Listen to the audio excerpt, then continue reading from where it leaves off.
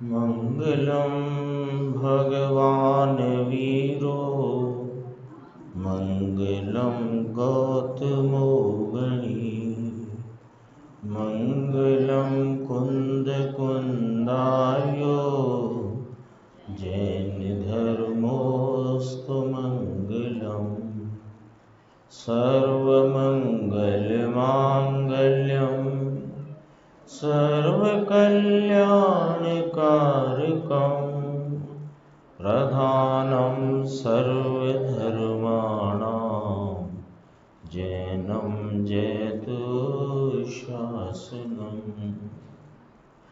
मैं नमो तीर्थनायक नमो ओंकार वाणी को नमो उन कुंद प्रभु को जिन्होंने ओंकार धारण की। अहो उपकार जिनवर का कुंद का दिव्य वाणी का जिन कुंद ध्वनि दाता उन कहान स्वामी का। परम पुरुष निज अर्थ को साधि हुए गुण वृंद आनंदामृत चंद्र को वंदत हूँ सुख कंद। हमारे वर्तमान शासन नायक भगवान महावीर स्वामी का जन्म कल्याणक दिवस है और मुझे इस अवसर पे ये थोड़ी सी बात आपके साथ बांट लेने का मन है कि चैत्रवदी तेरस को जब भगवान महावीर बालक महावीर का जन्म हुआ तो उस दिवस को हम जन्म दिवस के रूप में नहीं, जन्म जयंती के रूप में भी नहीं, वास्तव में जन्म कल्याणक के रूप में मनाते हैं। और जन्म कल्याणक क्यों कहते हैं उसके एक तो उनका ये अंतिम जन्म था, और अब इस जन्म के बाद जन्म मरण का रोग बोलते हैं ना अपन, इसको पूजा में बोलते हैं ना, हाँ, जन्म जरा मृत्यु विनाश न है। तो जन्म मरण का रोग जिनको मिट गया, एक दूसरा यही बालक जो महावीर के रूप में जन्म हुआ उनको जब ज्ञान भाव यानी केवल ज्ञान प्रकट होगा तब अनेक जीवों के जन्म मरण के अभाव में वे निमित्त होंगे। इस हेतु से हम उसे कल्याणक कहते हैं। कल्याणक कला तो निमित्त से वे हमारे भव्य जीवों के कल्याण के निमित्त हैं, तो कल्याणक कहते हैं ना। एक तो ये बात है, और दूसरी बात ये है कि वास्तव में हम सब मुमुक्षुओं का जन्मदिन आज है, क्योंकि आज के ही दिन माने जिस दिन ऐसे वीर प्रभु महावीर स्वामी का जन्म कल्याणक था, उसी दिन पूज्य गुरुदेव श्री ने स्थानकवासी संप्रदाय को छोड़कर दिगंबर धर्म को अपनाया, और सिर्फ अपनाया ही नहीं, यानी जो मैं तो वहाँ अशोकनगर में बहुत गौरव से इस बात को कहता हूँ कि जो दिगंबरों की विरासत आचार्य कुंद कुंद भगवान हमें सौंप के गए थे, वो विरासत हमें उन्होंने आकर के सौंपी है, लौटाई है। यानी हमारा माल हमको ही सौंपा। ऐसा कोई ये अत्यंत आनंदकारी और भव्य दिवस है कि जिसका स्मरण किए बिना हम नहीं रह सकते। मैं 4 पंक्तियाँ इस संबंध में आपके साथ शेयर करता हूँ, उसमें मेरी सारी बात आपके सामने आ जाएगी। वीर प्रभु की जन्म जयंती, आप लोग भी बोल सकते हैं ना साथ में। वीर प्रभु की जन्म जयंती देती यह संदेश है, जीव सभी है शुद्ध सिद्ध संपर का नहीं प्रवेश। देहधार अंतिम ये अलौकिक घटना मंगलकार है, सच्चे सुख का मार्ग दिखाया धन्य धन्य अवतार है। सित तेरसती चैत्र माह की यही पर्व था दिवस यही, गुरु कहान ने अपनाया था जिन शासन यह गर्वमयी।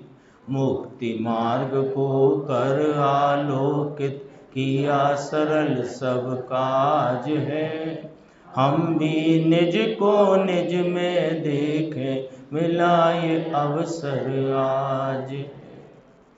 ऐसे गुरु कहान की हम पर समझो असीम कृपा हुई है, जो यह मूल मार्ग हमें समझने का, विचारने का और उसके अनुसार अपने निज गायक परमात्मा का आश्रयभूत तत्व का निर्णय करने का अवसर मिला है, और इस अवसर को हमें खाली नहीं जाने देना है। जैसे वीर प्रभु का जन्म कल्याणक हुआ कि अनेकानेक जीवों के कल्याण में निमित्त हुए और स्वयं ने जन्म मरण नाश किया, तो हम सब भी पूज्य गुरुदेव श्री ने वही मार्ग हमें दे दिया, सौंप दिया, दिखला दिया, बता दिया, समझा दिया। तो हम सबका अब यह कर्तव्य हो जाता है कि हमको भी इस जन्म मरण के रोग के नाश का बीज तो बो ही देना है। जन्म मरण का नाश, यद्यपि हम सब भरत क्षेत्र में इन सब जीवों की ऐसी योग्यता तो नहीं कि पूर्णता को प्राप्त कर सकें, लेकिन जन्म मरण के नाश का, भव के नाश का बीज यानी सम्यक्त रूप अपने स्वरूप के संचेतन पूर्वक प्रतीति करके हम इस मुक्ति मार्ग का प्रारंभ उद्घाटन कर सकते हैं। और यही मंगल भावना से अपना ये शिविर चल रहा है और आज ये अंतिम पड़ाव पर है। और हमने शुरुआत से ही जो पुरुषार्थ सिद्धि उपाय की 5वीं गाथा की चर्चा प्रारंभ की थी, कल दोपहर को भी उसकी चर्चा विस्तार से आ गई है। भावार्थ की थोड़ी सी चर्चा और अपन अभी शेष है, वो चर्चा अपन करते हैं। देखो, आपको कल का व्याख्यान, कल की जो अपनी स्वाध्याय थी, उसका स्मरण होगा कि बहुत से पुरुष की योग से जल की निर्मलता जो आच्छादित हो गई है, ढक गई है, उसको देखकर और जल के निर्मल स्वभाव को पहचानने के कारण कतक फल, निर्मली औषधि उसमें अपने हाथ से डालकर उस निर्मल जल को प्राप्त करते हैं कि जिसमें उनका पुरुषाकार प्रतिभासित होता है। कल बात की थी ना, ऐसा चौड़ा बर्तन है, उसमें गंदला मैला जल है, लेकिन जल मैला तो है नहीं, जल तो उस समय भी अपने निर्मलता के स्वभाव से परिपूर्ण है। और उसकी जो अवस्था में मैल आच्छादन रूप से दिख रहा है, वो स्वभाव की स्मृति में, स्वभाव की मुख्यता में कतक फल को डालने से मैल नीचे चला जाता। निर्मल जल की निर्मलता ऐसी मुखर और प्रकट होती है कि उसमें कतक फल डालने वाले का चेहरा मोहरा सब प्रतिभासित हो जाता है। ये हुआ दृष्टांत। ऐसे ही ये अज्ञानी जीव स्वयं अपने अपराध से, अपने इस आत्म तत्व के पवित्र और निर्मल प्रकाशमयी ज्ञान स्वभाव को भूलकर पर द्रव्यों के लक्ष्य में पड़कर जो रागादि भाव उत्पन्न होते हैं उनमें एकत्व करता हुआ और उन रागादि को ही अपना स्वरूप मानता हुआ रागादि की कलुषितता और कसैले स्वाद को आस्वादता है, उसका ही स्वाद ले रहा है, लेता है। लेकिन कुछ पुरुष, बहुत पुरुष तो ऐसे, और कुछ पुरुष शुद्ध नय के द्वारा, शुद्ध नय क्या कि अपना चैतन्य स्वरूप निर्मलानंद अखंड अभेद उसका आश्रय लेकर, शुद्ध नय का कार्य इतना, उसका आश्रय लेकर जो अपने स्वरूप की पवित्रता और निर्मलता है, अनंत गुणों की निर्मलता का प्रगटपना पर्याय में प्रकट करते हैं, उनकी निर्मलता को पर्याय में उत्पन्न नाम प्रकट करते हैं, व्यक्त करते हैं। कैसी व्यक्त होती है वह निर्मलता कि अतीन्द्रिय आनंद, शांति, सुख आदि अनंत गुणों के पवित्र भाव से परिणमित वह अवस्था ऐसी है कि जिसमें यह चैतन्य का सारा स्वरूप प्रकट होता है, संचेतन में आता है, आस्वादन में आता है। वो चर्चा यहाँ अपन देखते थे। निर्मल आत्मा का स्वभाव ऐसा प्रकट होता है जिसमें अपने चैतन्य पुरुष का आकार प्रतिभासित हो जाता है। आकार नाम स्वरूप, स्वरूप नाम गुणात्मक भाव, और गुणात्मक भावों की निर्मल व्यक्तता के परिणाम, पर्याय, व्यक्तताएं, प्रकटताएं, वे प्रकटता ऐसी होती है कि उपयोग की निर्मलता में वे सारे गुणों का निर्मल अंश वेदन में, संचेतन में, आस्वादन में आता है। अर्थात कि जिसमें चैतन्य स्वरूप ही भासित हो। देखो यहाँ ही कहा, गुरुदेव श्री ने ही फरमाया, जिसमें चैतन्य स्वरूप भासित हो ऐसा। तो ये ही क्यों कहा? ही क्यों कहा? कि क्या था कि अनादि से ये जीव के उपयोग की दशा में उपयोग स्वरूप आत्मा भी हाजिर तो है, लेकिन बहिर्मुख उपयोग होने से पर्याय रूप विशेष में उन पदार्थ संबंधी आकार और वहाँ उपस्थित राग द्वेष का वेदन वो चल रहा था और इसका लक्ष्य उधर था।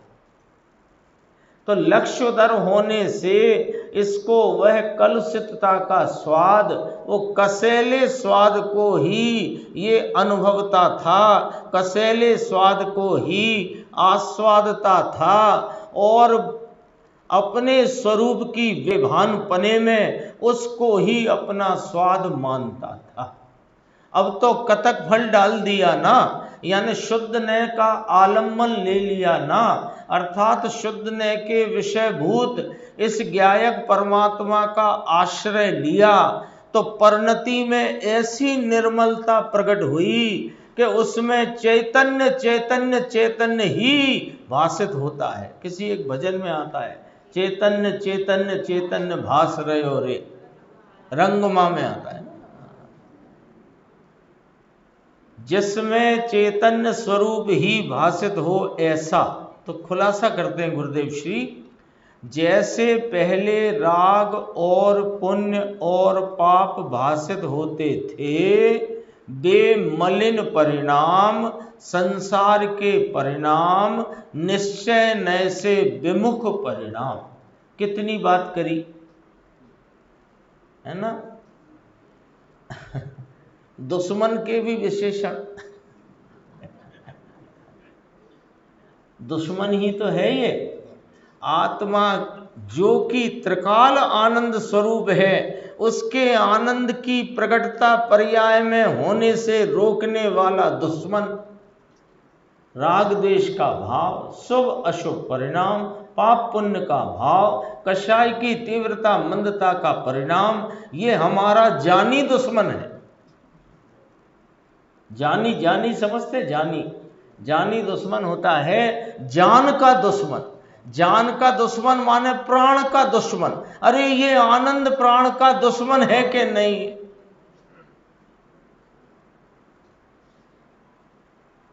शुभ भाव की दुश्मनी की बात तो चली रही है, रात को हो चुकी, अब तो उसमें अंतिम एक पंक्ति रह गई थी। राग का कण भी सर्वथा परिहरने योग्य है, अंतिम पंक्ति थी उसकी। तो ये मलिन परिणाम, संसार के परिणाम, निश्चय न से विमुख परिणाम, उनमें तो ये आत्मा मलिन ही भासित होता था। ये क्या बात हुई? आत्मा तो निर्मलानंद है, ये मलिन क्यों भासित होता था? अरे वो जो मलिनता का वेद की परिणति में होता था और वहाँ उपयोग सामान्य अपनी जानन स्वरूपता से प्रवाहित होने पर भी तुम्हारा लक्ष्य उस पर नहीं था और राग के आस्वादन को ही तुम अपना आस्वादन मानते थे, इसलिए वह मलिन ही भासित होता। मलिन हो नहीं गया कभी आत्मा, हो सकता ही नहीं, हो सकता ही नहीं, मलिन हो नहीं सकता। लेकिन जो उपयोग की बहिर्मुखता में जो रागादि विकारी भाव पर्याय में प्रकट उत्पन्न होते हैं और वे ज्ञान में वेदन में आते हैं, उस वेदन को ये अपना वेदन मानता है। भूल यहाँ, यानी वास्तव में तो बाहर में कोई छेड़छाड़ करने की तो बात है ही नहीं, यहां भी कुछ छेड़छाड़ नहीं करना है। यहां भी उपयोग स्वरूप आत्मा अपने उपयोग रूपी कार्यक्रम से प्रति समय जानने देखने के परिणमन में उपयोग भाव से सदा ही बिना अवकाश लिए निरंतर जानना देखना चल ही रहा है। लेकिन उपयोग की दशा की दिशा दो होती है, तीसरी नहीं होती है, दो ही होती है। या तो बहिर्मुख होती है या तो अंतर्मुख होती है। और बहिर्मुख नियम है ये, है ना, छद्मस्त जीव के उपयोग की दशा में जो दिशा की बहिर्मुखता है तो नियम से राग की उत्पत्ति, और स्वरूप सन्मुखता है, अंतर्मुखता है तो नियम से वीतराग भाव की, आनंद भाव की उत्पत्ति। अब ये बहिर्मुखता के उपयोग के बहिर्मुख परिणमन में जो राग की उत्पत्ति हुई उसका वेदन भी करेगा उपयोग। तो उपयोग अपना काम किए बिना क्यों रहेगा? तो उसका जो वेदन हुआ, अब यहाँ श्रद्धा की विपरीतता में, अपने स्वरूप के बेभानपने में, अपने को नहीं पहचानने के कारण ये राग को ही अपना स्वरूप मान बैठा है। इसलिए उस मलिनता को ही आत्मा मानकर अपने को मलिन भासित होता है। मलिन अपने को मैला, गंदला, दुख रूप, कषायित, क्लेशित, कसैले स्वाद वाला मानता है। समझ में आया भगवान आत्मा? देखो अब गुरुदेव का थोड़ा सा ये देखना, इसको अपन आगे मिलाएंगे। ये कुछ बातें करे और कुछ मिल जाए ऐसा नहीं है भैया। प्रमाद छोड़ना, अभी तो सुबह का टाइम है, सुबह तो नहीं है लेकिन फिर भी ये कुछ बातें करे और कुछ मिल जाए ऐसा नहीं। हम तो बस एक ज्ञायक भाव की ही बात करते हैं और दूसरी कोई बात ही नहीं करते, उठते बैठते चलते फिरते एक ज्ञायक एक ज्ञायक एक ज्ञायक। नहीं मिलेगा ऐसे भी है, बातें करने से नहीं मिलता। एक पॉइंट बोला। दूसरा, ये कुछ बहुत पठन करने से भी मिले सो ऐसा नहीं है। लो जैसे तैसे तो लाइन पे आती है गाड़ी फिर उतार देते हो आप। उतार नहीं देते, सावधान कर देते हैं, है ना। जो अभी चला ना कल 3-4 दिन शाम को विषय, वहाँ कोई भक्ति का निषेध और पूजा का निषेध नहीं है, उसमें धर्म मानने का निषेध है, उसमें संतुष्ट होने का निषेध है, उससे मुझे लाभ हो जाएगा इस विपरीत मान्यता का निषेध है।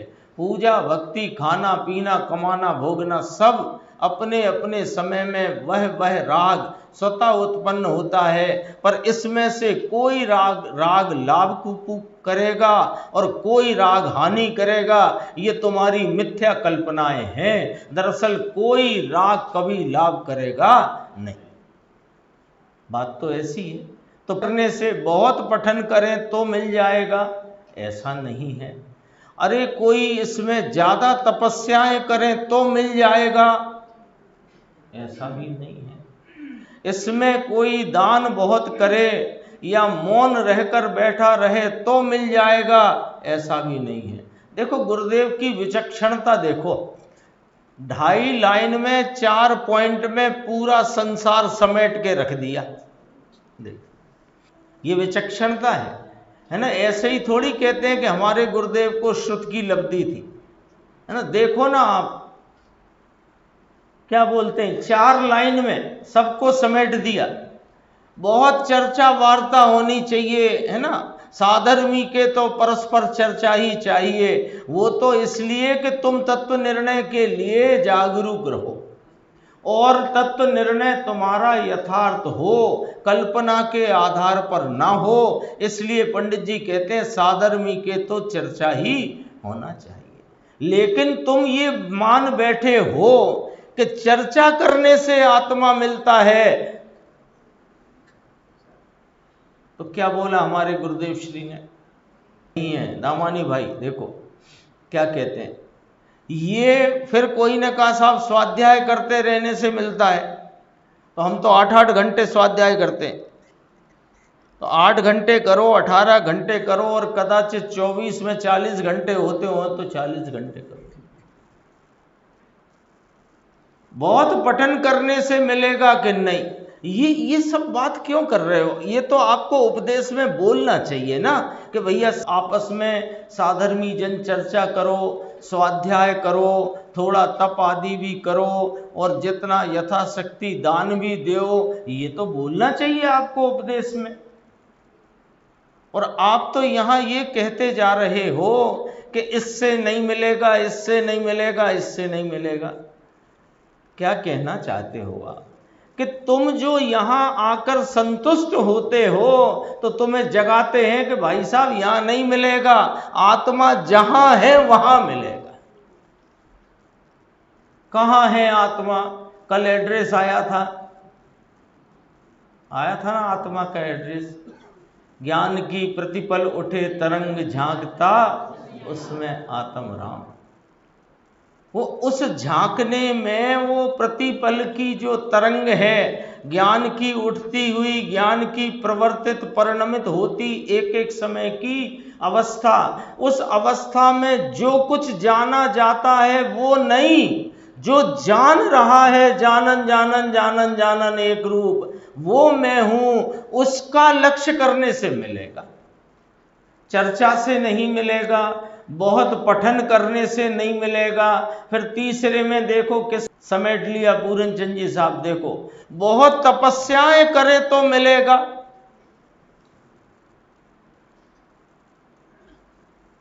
कपड़े बदलने से मिलेगा, कपड़े छोड़ने से मिलेगा, भोजन करने से मिलेगा, भोजन नहीं करने से मिलेगा। ये सारी बातें भूल जाओ, भूल जाओ, नहीं मिलेगा।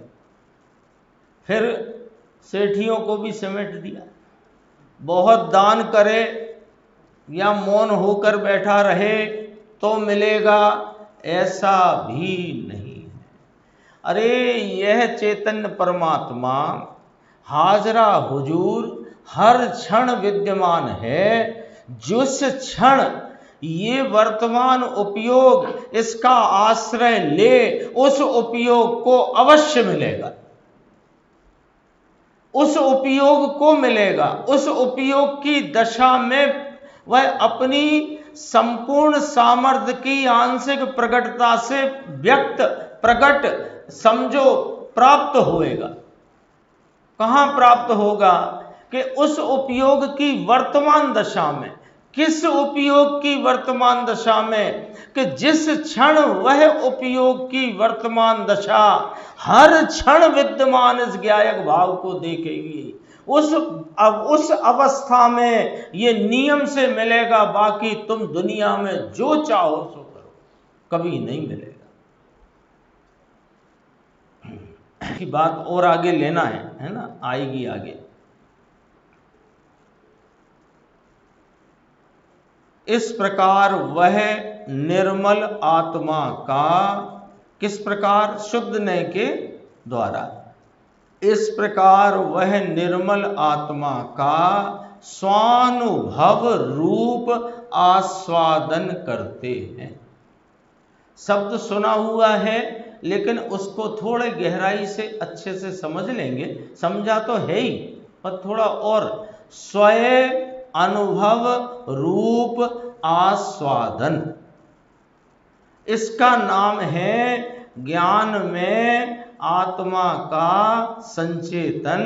और इस संचेतन को प्रतीति स्वीकार करती है। मैं संचेतन हूं ऐसे नहीं, मैं ज्ञायक हूं ऐसा स्वीकार करती है ना। स्वयं यानी अपने अनुभव रूप आस्वादन करते हैं ऐसे निर्मल आत्मा को। देखो, निर्मल स्वभाव कहाना, स्वभाव ऐसे आत्मा को स्वानुभव रूप, स्वयं अनुभव रूप, अपने ही अनुभव रूप अंदर अनुसरण कर होते आनंद का आस्वाद लेता है। अब तक क्या लेता आया? राग का स्वाद, कलुषितता का कसैला स्वाद, है ना।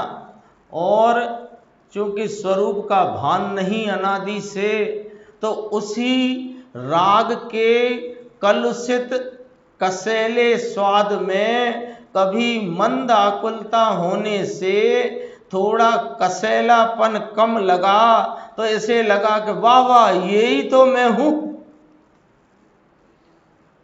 घर गृहस्थी, है ना, धनोपार्जन आदि इत्यादि आकुलता अधिक, और प्रभु के दरबार में, उनकी भक्ति में, उनके वचनों को सुनने, पढ़ने, समझने में, गुरुदेव श्री के स्पष्टीकरण, उनके प्रवचन को सुनने में हुआ क्या कि आकुलता घट गई। और आकुलता घट गई, अरे घट गई, थोड़ी अधिक ही घट गई, बहुत कम हो गई। उस कम आकुलता में भी कसैलापन है, आनंद नहीं है। और उस कसैलेपन को आनंद मानने का भ्रम, इसका नाम मिथ्यात्व है। मोह किसे कहा? भ्रम, भ्रम को, भ्रांति को।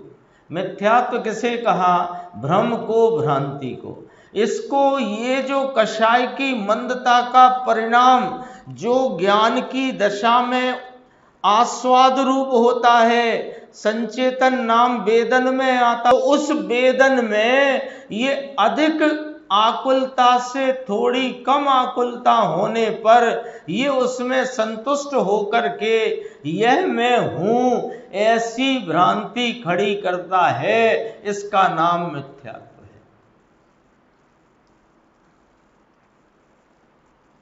है। स्थिति क्या है? एक छोटा सा दृष्टांत समझना, आप इशारे में ही समझ जाएंगे। अभी तो धूप तेज हो गई है और आधे घंटे में और तेज हो जाएगी, है ना। तो जो धूप है बाहर, तो धूप है बाहर, और फिर ये अपने स्वाध्याय भवन के बाहर ये शेड डला हुआ है, तो यहाँ थोड़ी छांव है, और फिर यहाँ पंखे चल रहे हैं, है ना, तो यहाँ ठंडक है। और इधर एक बाजू में ट्रस्टी रूम है, उसमें एसी है, वो एसी चल रहा है, समझो, ठीक है। अभी धूप में खड़ा हुआ आधे घंटे से कोई व्यक्ति इस स्वाध्याय भवन के शेड के नीचे आकर के कहता शांति, है ना। और उधर एक व्यक्ति ट्रस्टी रूम से निकलकर इस ओटले में आया, अरे रे बड़ी गर्मी। मुझे यही समझ में नहीं आ रहा, वो वहां पर शांति कह रहा है, ये ओटले में गर्मी कह रहा है। एक फर्क क्या है, ख्याल में आया ना। बचकर थोड़ी छांव में आया तो वहां आकर के हास हो जाता, ठीक है भाई, ये जो ठीक है ये हमारे आगे कार्यक्रम को रोक रहा है। इस चैतन्य परमात्मा को आलम्बन लेने से रोकने वाला कोई यदि कषाय की मंदता में जो कम आकुलता का परिणाम वहां हमें संतोष हो जाता है, ये संतोष दुखकारी है, ये संतोष मार्ग की बाधा है, ये संतोष हमें इसका आलम्बन नहीं लेना। इसका आलम्बन लेने से किसने रोका कि वो जो कम आकुलता के संतोष ने आना तो था यहां और रुक गया वहां। जो इसका स्वरूप नहीं, इसके आलम्बन का स्थान नहीं, इसके आश्रय का स्थान नहीं, जो आश्रय भूत नहीं है, वहां ये रुक गए। देखो, आत्मा को स्वयं अनुभव रूप आस्वादता है कौन? जो कषायों की मंदता में संतुष्ट हुए बिना अपने चैतन्य परमात्मा का आलम्बन लेता है ना। ये कार्य ऐसा नहीं है, थोड़ा समझना भैया, ये कार्य ऐसा नहीं है कि एक बड़े से पत्थर को धीरे धीरे यहाँ स्वाध्याय भवन की तरफ से ले जाकर भोजनशाला की तरफ तक धीरे धीरे धक्का देते जाओ, देते जाओ, देते जाओ, देते जाओ, तो धीरे धीरे नहीं होगा तो शाम 5 बजे तक तो पहुंचा ही देंगे। ऐसा नहीं है ये काम।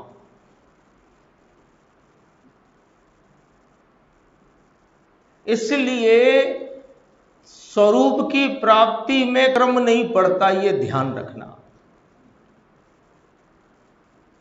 क्रम पड़ता है तत्व निर्णय में, और निर्णय के बाद झटाक से जो उपयोग अंदर को आश्रय लेता उत्पन्न होता है, वहां इस प्रकार का स्वयं अनुभव रूप आस्वादन होता है। तो साहब पूरा हो जाता है कि नहीं? पूरा होने में फिर क्रम पड़ता है। समझ में आया ना? 3 स्टेप समझ में आए कि नहीं आए? तत्व निर्णय में क्रम पड़ता है, स्वरूप के आलम अक्रम रूप होता है, माने एक ही बार में होता है, और आलम्बन के पश्चात पूर्ण दशा की प्राप्ति में क्रम पड़ता है। अब हम क्या करते हैं कि ये जो उपयोग सीधा स्वरूप का आलम्बन लेने वाला जो स्टेप है, इसको हम इतना गौण कर बैठे हैं कि वो तत्व निर्णय के क्रम और वो जो आगे वाला क्रम दोनों को मिला लिया हमने, दोनों को मिला लिया। समझना, ये अभ्यावास का कहानी, अभ्यावास की कहानी यही है। तत्व निर्णय का जैसा आचार्य भगवंतों के आगम में, सिद्धांत ग्रंथों में, अध्यात्म ग्रंथों में जैसा स्वरूप बताया, उसको पढ़ते सुनते समझते तत्व निर्णय का क्रम, और इसके बाद स्वरूप प्राप्ति के बाद जो चारित्र की पूर्णता के क्रम में होने वाली विकल्प वृत्ति है, उसे भी हम यहीं ले आए और दोनों में चल पड़े। और दोनों में चलते चलते लग रहा है कि अब सम्यक दर्शन भी इसी से ही होएगा, और चारित्र भी इसी से ही होएगा, और चारित्र की पूर्णता भी इसी से ही होएगी। तो कहते हैं ये तुम्हारे मिथ्यात्व की पराकाष्ठा है, ये अज्ञान का कोई महा अंधकार है। ऐसा नहीं है। तत्व निर्णय के क्रम में तत्व निर्णय यथाशीघ्र करके निर्णीत वस्तु का आलम्बन लेने से उपजी हुई जो वीतरागता है, उस वीतरागता की वृद्धि स्वरूप का ही आलम्बन पुनः पुनः लेने से होगी। तो फिर उन विकल्पों का क्या होगा जिसके लिए पूरे चरणान योग के बड़े से बड़े बड़े बड़े ग्रंथों में उन व्रतों का, देश व्रतों, महाव्रतों का और सबका वर्णन है कि वो वर्णन उनका नहीं है, फिर तुम भूल गए। ये वर्णन व्रतों का है ही नहीं चरणान योग में। चरणान योग में तो स्वरूप के मार्ग पर स्वरूप की पूर्णता को प्राप्त करने वाले साधक जीव को अभी कितनी कितनी बाधकता है, उस बाधकता का स्वरूप चरणान योग में कहा, बाधकता का स्वरूप।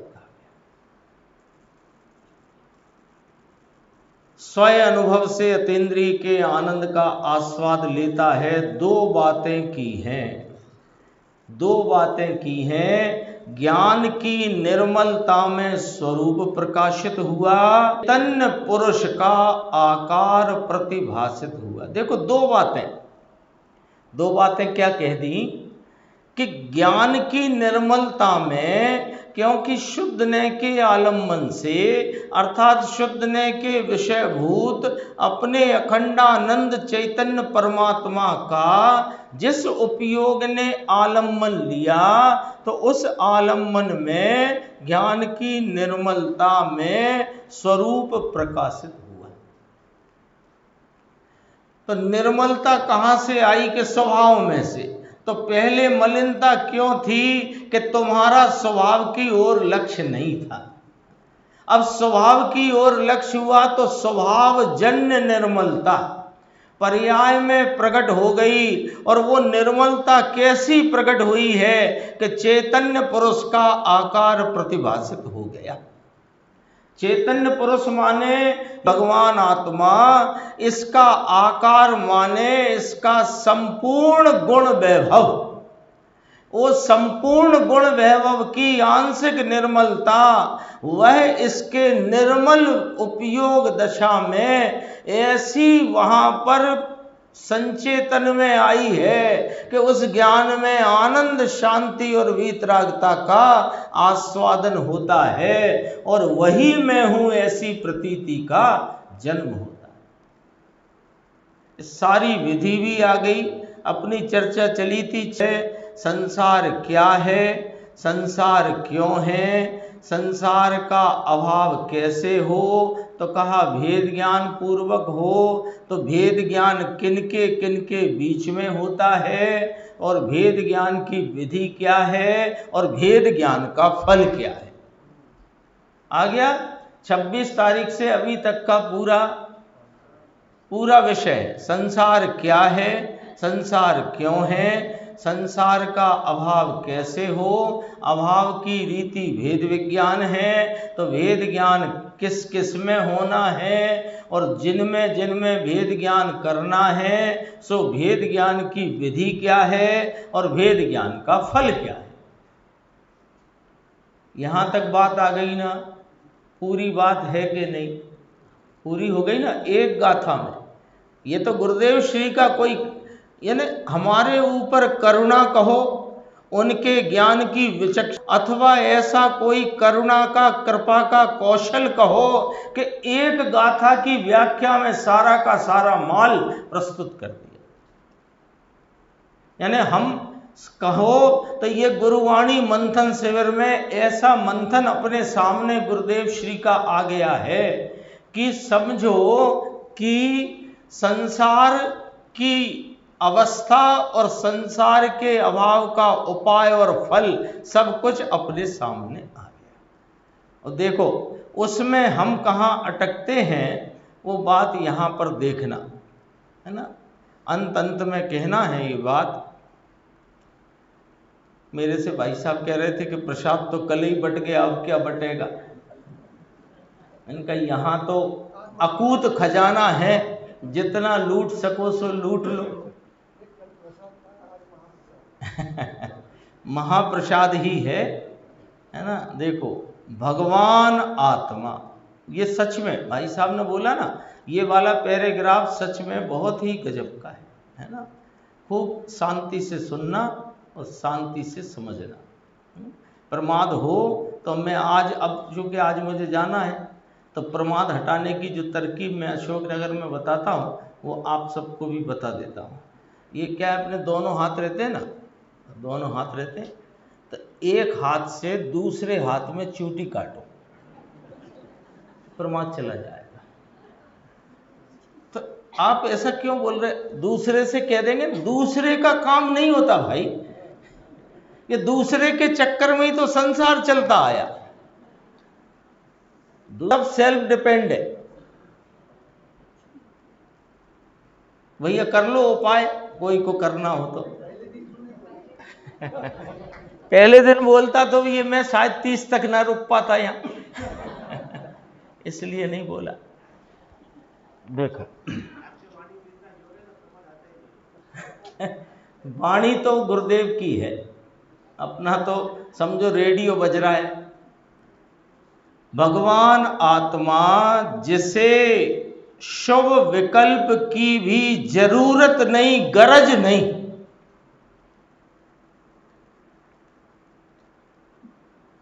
लो गरज ही नहीं है।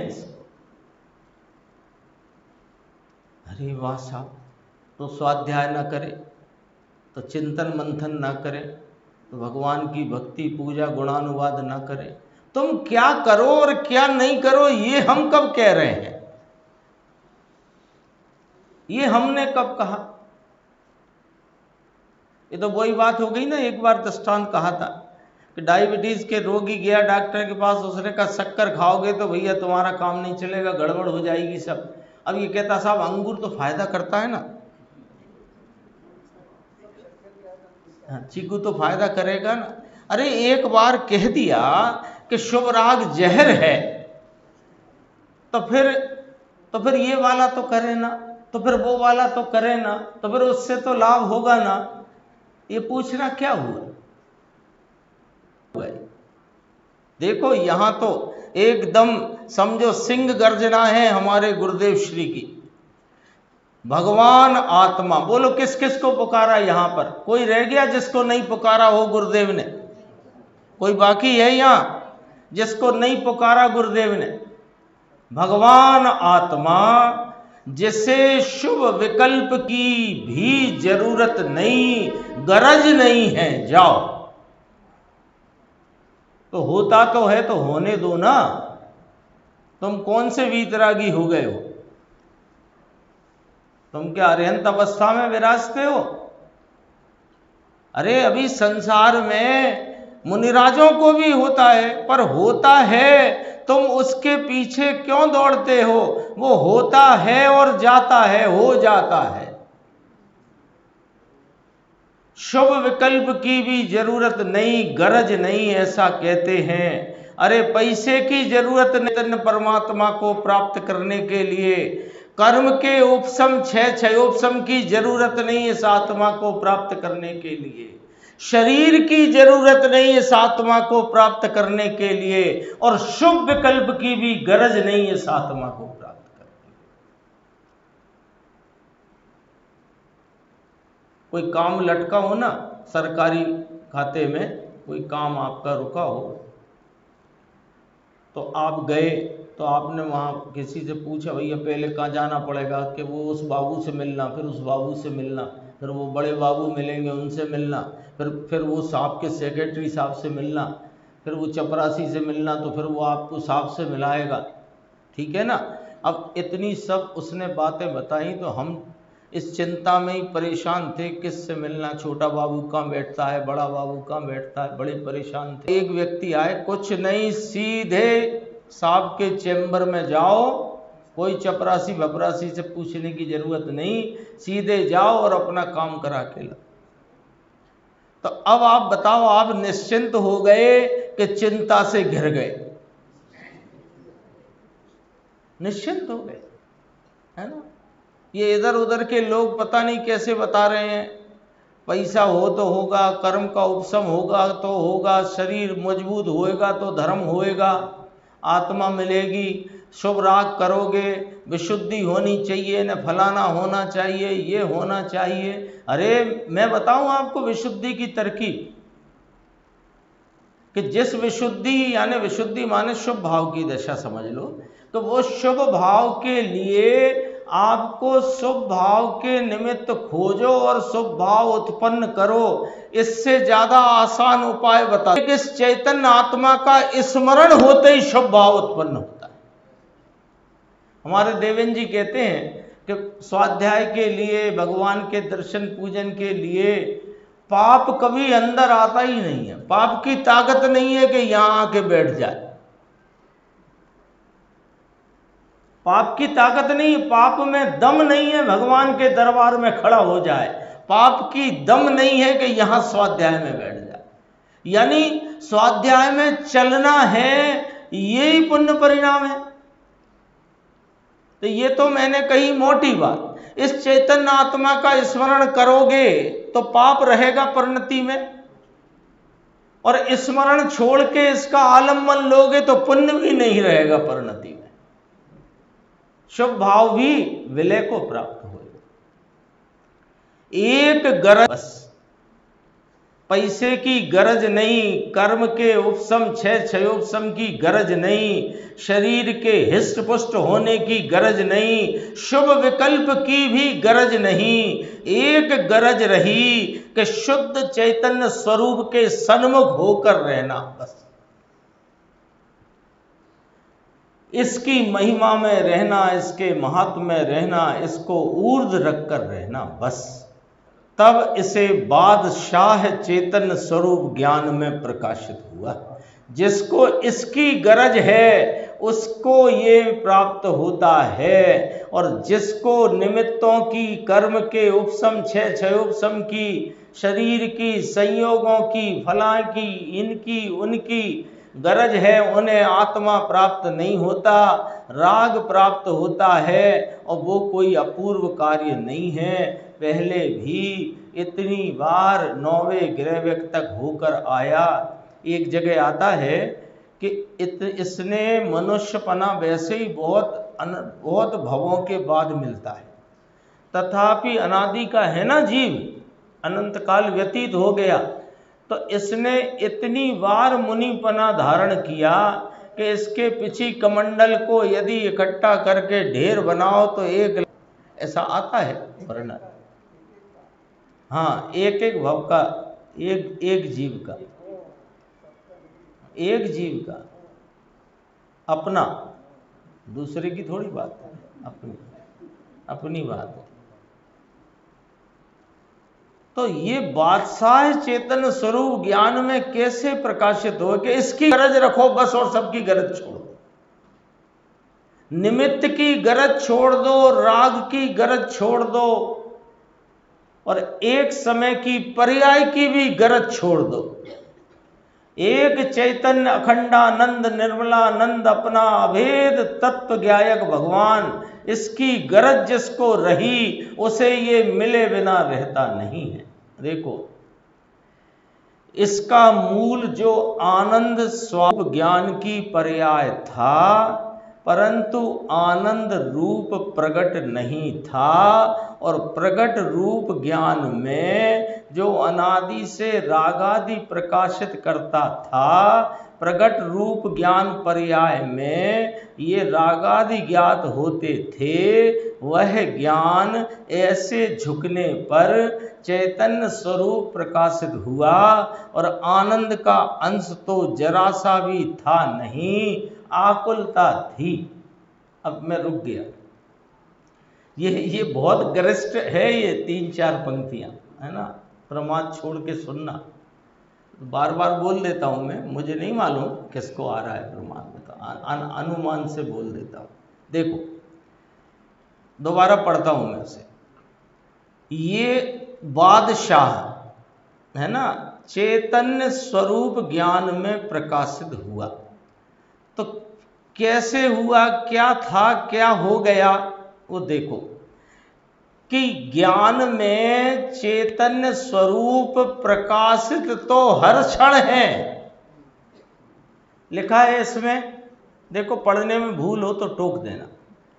चैतन्य स्वरूप ज्ञान में चैतन्य स्वरूप प्रकाशित होने पर माने है ही, चैतन्य स्वरूप चिदानंद परमात्मा हर ज्ञान की पर्याय में हाजरा हुजूर ये प्रकाशित भाव से है ही। इसका मूल जो आनंद स्वाद है वह प्रगट रूप ज्ञान की पर्याय था। देखो वो ज्ञान की पर्याय में ये अपने स्वाद रूपता की शक्ति से वहां प्रवाहमान था।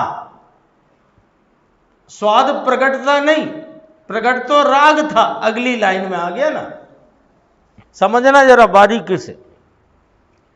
चैतन्य स्वरूप ज्ञान की हर पर्याय में प्रकाशित आता नहीं, जो अभी अपन ने रोज याद कर रहे हैं, ज्ञान की प्रतिपल उठे तरंग झांक, आत्म राम तो प्रकाशित तो था।